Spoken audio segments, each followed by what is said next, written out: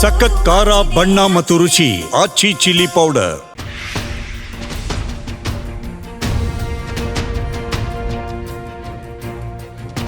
ನಮಸ್ಕಾರ, ವೀರ ಕನ್ನಡಿಗ ಕಾರ್ಯಕ್ರಮಕ್ಕೆ ಸ್ವಾಗತ. ನಾನು ದಿವ್ಯಶ್ರೀ. ಇವತ್ತಿನ ವೀರ ಕನ್ನಡಿಗ ಕಾರ್ಯಕ್ರಮದಲ್ಲಿ ಭಾಗಿಯಾಗಿರುವ ಈ ಅತಿಥಿಯ ಬಗ್ಗೆ ಹೇಳಬೇಕು ಅಂತ ಹೇಳಿದ್ರೆ ಬಹಳ ವಿಶೇಷ ಅಂತಲೇ ಹೇಳಬಹುದು. ಮನುಷ್ಯ ಸಂಘಜೀವಿ ಮತ್ತು ಶ್ರಮಜೀವಿ. ಅದೆಷ್ಟೋ ಜನ ತಮ್ಮ ಬದುಕನ್ನು ಕಟ್ಕೊಳ್ಳೋದಕ್ಕೆ ಪರಿತಪಿಸ್ತಾ ಇರ್ತಾರೆ. ಎಷ್ಟೋ ಸಂದರ್ಭದಲ್ಲಿ ಅವಕಾಶಗಳೇ ಲಭ್ಯವಾಗುವುದಿಲ್ಲ. ಇವತ್ತು ಕಾರ್ಮಿಕ ಸಮುದಾಯ ಅಂದ ಸಂದರ್ಭದಲ್ಲಿ ಬಹಳಷ್ಟು ಜನ ಬದುಕನ್ನು ಕಟ್ಕೊಳ್ಳೋದಕ್ಕೆ ಒದ್ದಾಡ್ತಿರುವಂಥ ಇಂಥ ಸನ್ನಿವೇಶದಲ್ಲಿ ಆ ಕಾರ್ಮಿಕರಿಗೆ ನಾವಿದ್ದೇವೆ ಅನ್ನುವಂತಹ ಭರವಸೆಯನ್ನು ಕೊಟ್ಟಿದೆ ಈ ಸಂಸ್ಥೆಯ ನಿರ್ದೇಶಕರುಗಳು. ಹೌದು, ಇವತ್ತಿನ ನಮ್ಮ ಕಾರ್ಯಕ್ರಮದಲ್ಲಿದ್ದಾರೆ ANG ಸಂಸ್ಥೆಯ MD ಆಗಿರುವಂತಹ ನಾಗೇಶ್ ಗೌಡ ಅವರು. ಮೊದಲಿಗೆ ಅವರಿಗೆ ಕಾರ್ಯಕ್ರಮಕ್ಕೆ ಸ್ವಾಗತವನ್ನು ಕೋರೋಣ. ಸರ್, ಕಾರ್ಯಕ್ರಮಕ್ಕೆ ಸ್ವಾಗತ.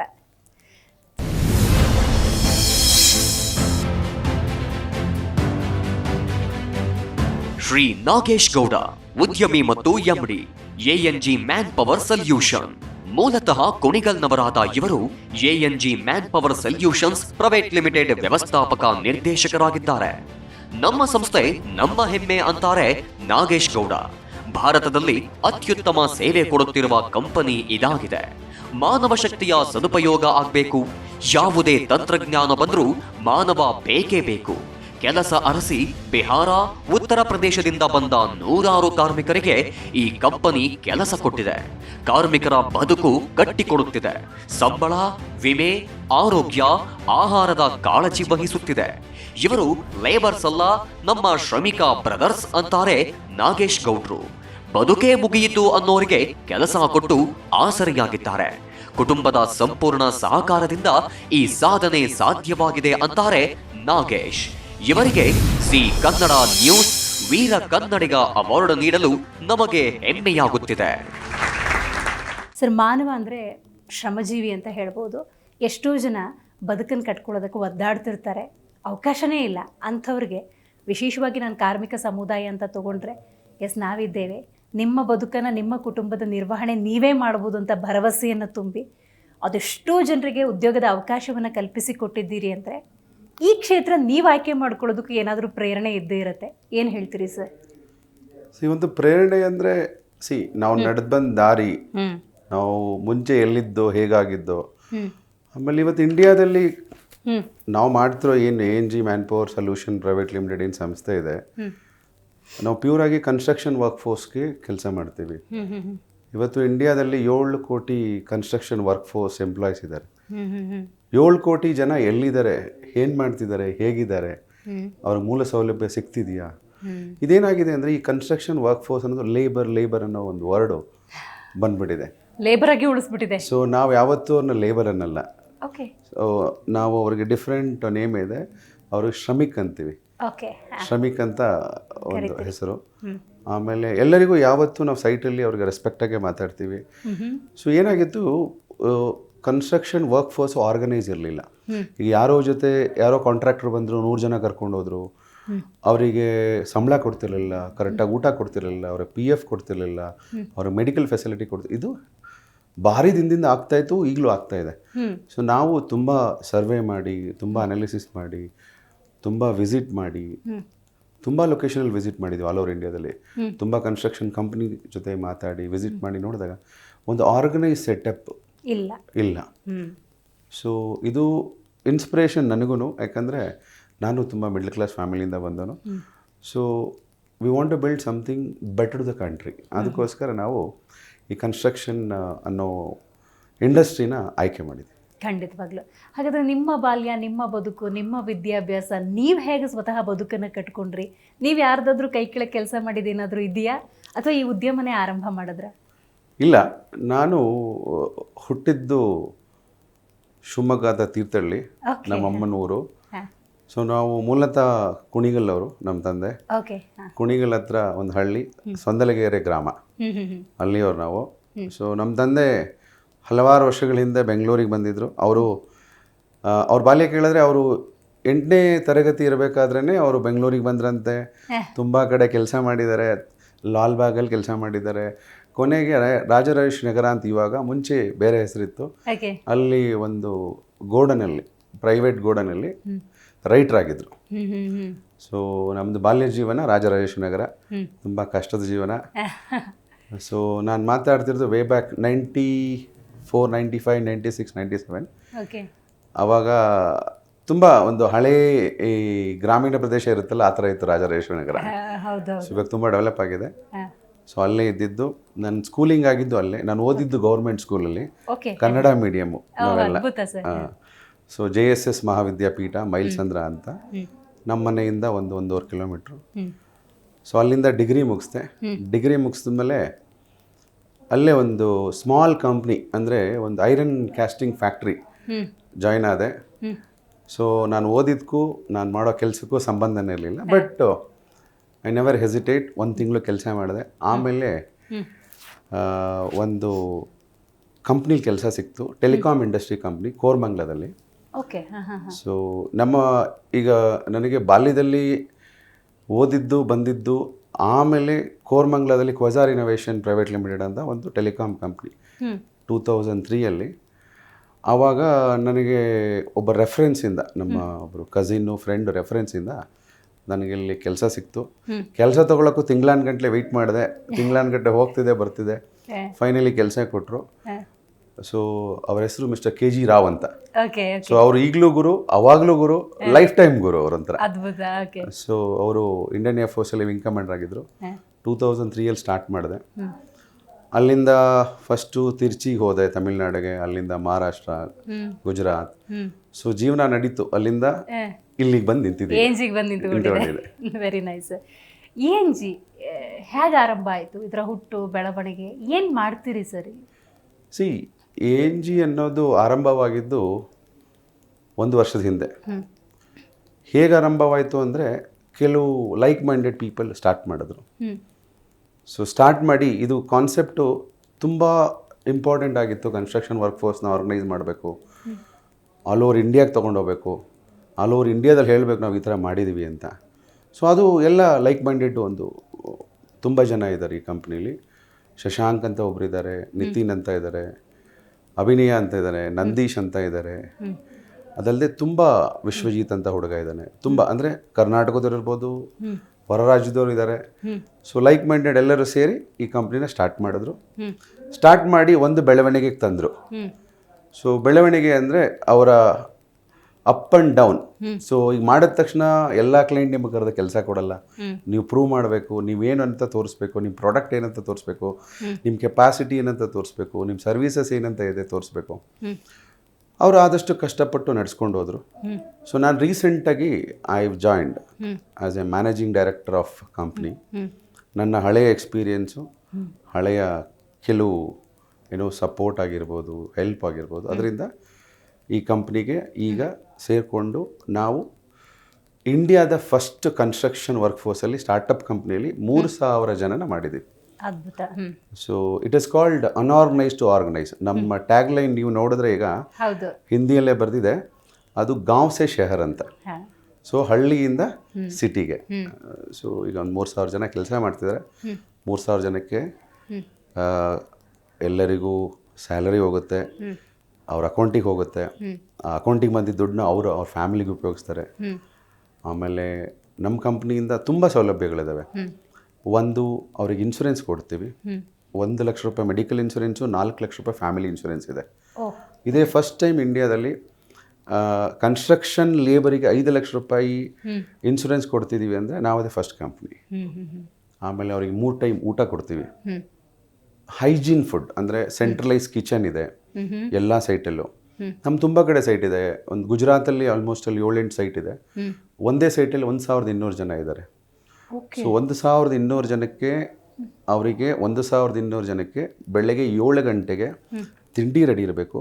ಪ್ಲಸ್ 7 ಗಂಟೆಗೆ ಅವ್ರ ಲಂಚು ರೆಡಿ ಇರಬೇಕು. ತಿಂಡಿ ತಿಂದು ಲಂಚ್ ಪ್ಯಾಕ್ ಮಾಡಿಕೊಂಡು 8 ಗಂಟೆಗೆ ಹೊಡ್ತಾರೆ. ಲಂಚ್ ಸೈಟಲ್ಲೇ ತಿಂತಾರೆ. ವಾಪಸ್ಸು 1,200 ಜನ ರಾತ್ರಿ ಬಂದು ನೈಟ್ ಊಟ ಮಾಡ್ತಾರೆ. ಟ್ರಾನ್ಸ್ಪೋರ್ಟೇಷನ್ ಸೈಟಲ್ಲೇ ಇರುತ್ತೆ. ಸೈಟ್ ಅಂದರೆ ವಿತಿನ್ ಅ ಕಾಲೋನಿ, ಕಾಲೋನಿನೇ ಇರುತ್ತೆ, ಹೈಜೀನ್ ಕಾಲೋನಿ ಇರುತ್ತೆ. ಕಾಲೋನಿಯಿಂದ ಸೈಟ್ಗೆ ಹೋಗ್ತಾರೆ ಬರ್ತಾರೆ. ನಮ್ಮ ಹತ್ರ ಸೆಂಟ್ರಲೈಸ್ ಕಿಚನ್ ಮಾಡಿದ್ದು ಯಾವ ಥರ ಅಂದರೆ ರೋಟಿ ಮೆಷಿನ್ಸ್, ನೀವೆಲ್ಲ ಕೆಲವು ಮೀಡಿಯಾದಲ್ಲಿ ನೋಡಿರ್ಬೋದು. ರೋಟಿ ಮೆಷಿನ್ಸ್ ಎಲ್ಲದಿದೆ. ರೈಸ್ ಬಾಯ್ಲರ್ಸು, ಈ ಎಕ್ಸಾಂಪಲ್ಲು ಒಂದು ದಿನಕ್ಕೆ ಬೆಳಗ್ಗೆ ರೋಟಿ ಸಬ್ಜಿ ದಾಲ್ ಅಂತೀವಿ, ಒಂದು ರೈಸು. ಸೊ ಒಂದು ರೈಸ್ ಸಬ್ಜಿ ಇರುತ್ತೆ, ಒಂದು ದಾಲ್ ಇರುತ್ತೆ, ರೋಟಿ ಇರುತ್ತೆ. ಸೊ ಒಬ್ರು ಎಷ್ಟಾದ್ರು ಅನ್ಲಿಮಿಟೆಡ್, ಒಬ್ರು 5 ತಿನ್ಬೋದು, 10 ತಿನ್ಬೋದು, 15 ತಿನ್ಬೋದು, ಅವ್ರಿಗೆ ಬಿಟ್ಟಿದ್ದು. ಅದೇ ಥರ ಪ್ಯಾಕ್ ಮಾಡ್ಕೊಂಡು ಮಧ್ಯಾಹ್ನ 25,000-30,000 ರೋಟಿನೇ ಮಾಡಬೇಕಾಗ್ಬೋದು.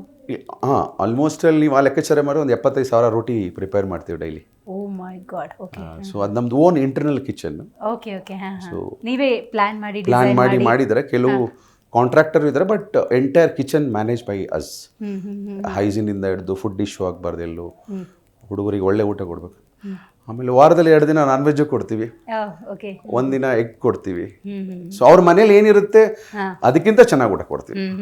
ಖಂಡಿತ ಖಂಡಿತ ಸರ್. ಇನ್ನು ಕಾರ್ಮಿಕರು ಅಂದಾಗ ನೀವು ಅವರನ್ನ ತಗೋಬೇಕು ಅಂತ ಹೇಳಿದ್ರೆ ಏನು ಮಾನದಂಡ, ಏನು ಕ್ರೈಟೀರಿಯಾ? ನೀವು ಯಾರನ್ನೂ ಬೇಕಾದ್ರೆ ತಗೊಳಕ್ಕಾಗಲ್ಲ.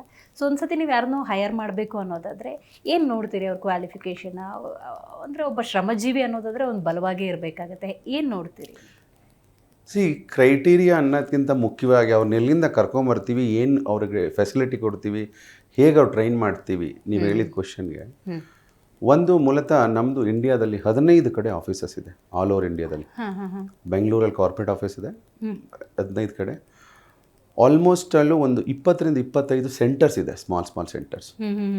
ನಾವು ಅವ್ರ ವಿಲೇಜಿಗೆ ಹೋಗ್ತೀವಿ. ಕೆಲವು ಐಡೆಂಟಿಫೈಡ್ ಲೇಬರ್ ಇರುವಂಥ ವಿಲೇಜ್ ಇದೆ, ಅವ್ರ ವಿಲೇಜಿಗೆ ಹೋಗ್ತೀವಿ.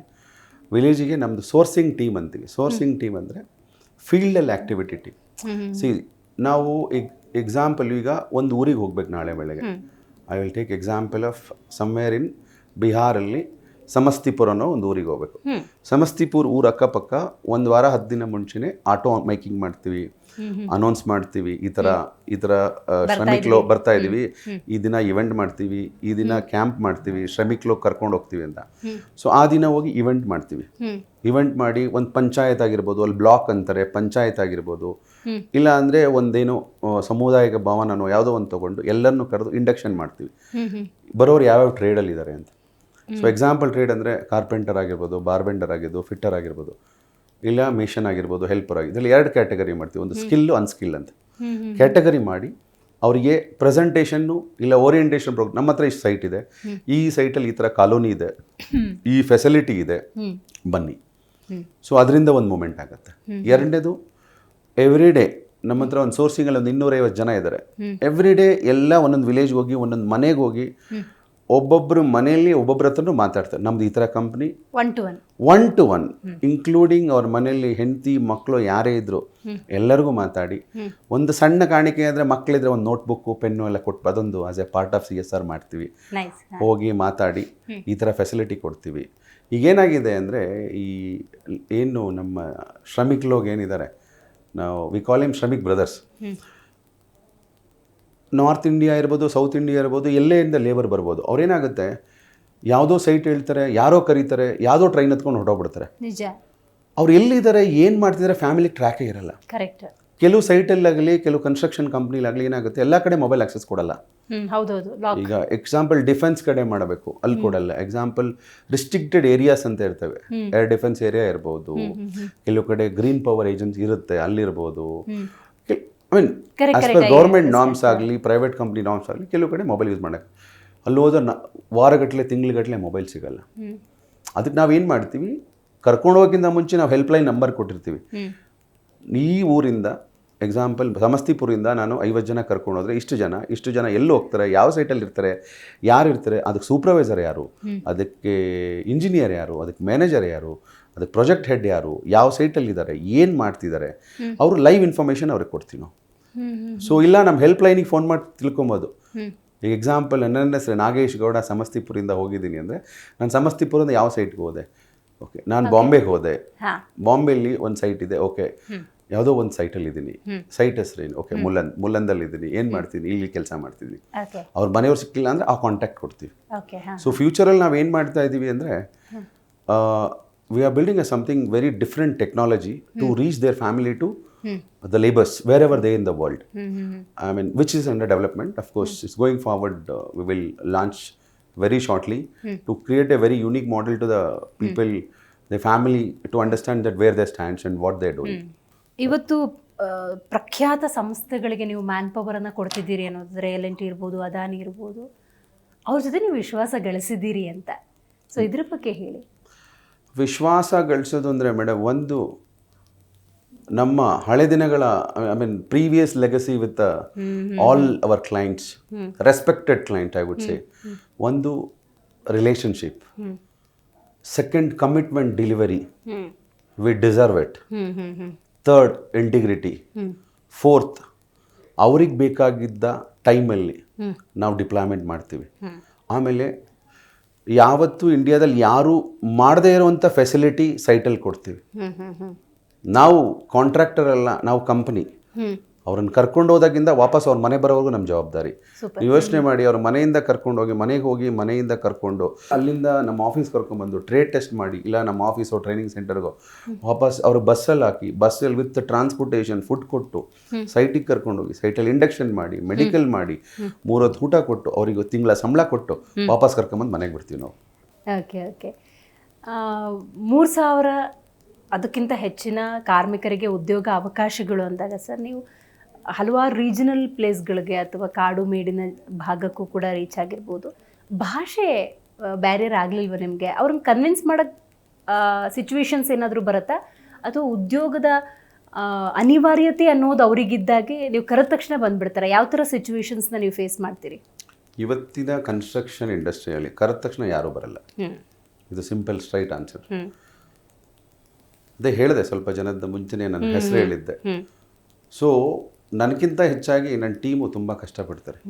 ಅಲ್ಲಿ ಲೋಕಲ್ ಟೀಮ್ ಆಗಿದ್ದು ಇಲ್ಲಿರ್ಬೋದು, ಮನೆ ಮನೆಗೆ ಹೋಗಿ ಹೇಳ್ತಾರೆ ನಾವೇನು ಕೊಟ್ಟಿದ್ದೀವಿ ಫೆಸಿಲಿಟಿ. ಒಬ್ಬ ಮನುಷ್ಯನ ಕರೆದ ತಕ್ಷಣ ಯಾರೂ ಬರಲ್ಲ. ನನ್ನ ಹತ್ರ ಕೆಲಸ ಇದೆ ಬಾ ಅಂದರೆ ಯಾರೂ ಬರಲ್ಲ.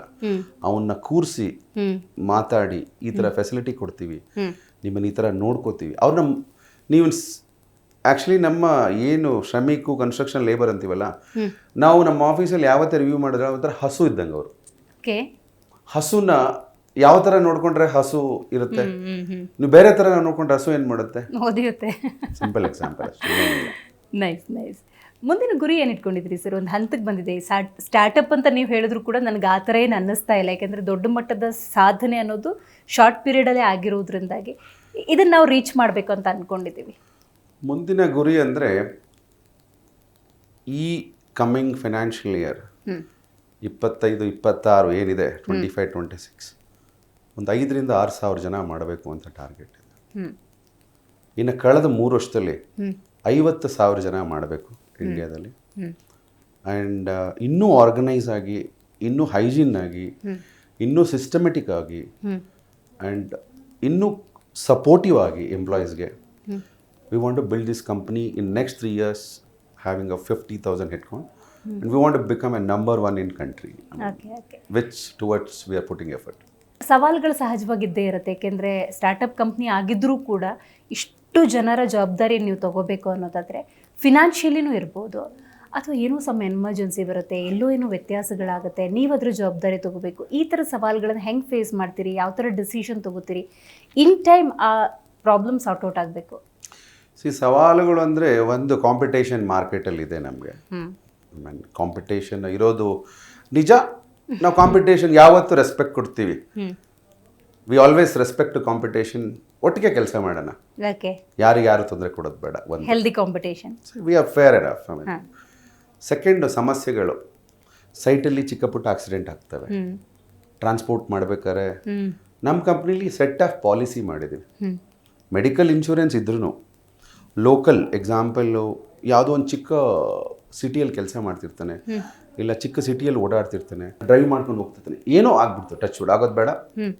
ಇಮಿಡಿಯೇಟ್ ರೆಸ್ಪಾನ್ಸ್ ನಮ್ಮ ಕಂಪ್ನಿಯಿಂದ nearest any hospital, it would be a big or small, first admission. In case if they want to shift it to the bigger hospital, we are okay. ನಾವು ಇನ್ಶೂರೆನ್ಸ್ ಬರೋವರೆಗೂ ಕಾಯೋದಿಲ್ಲ.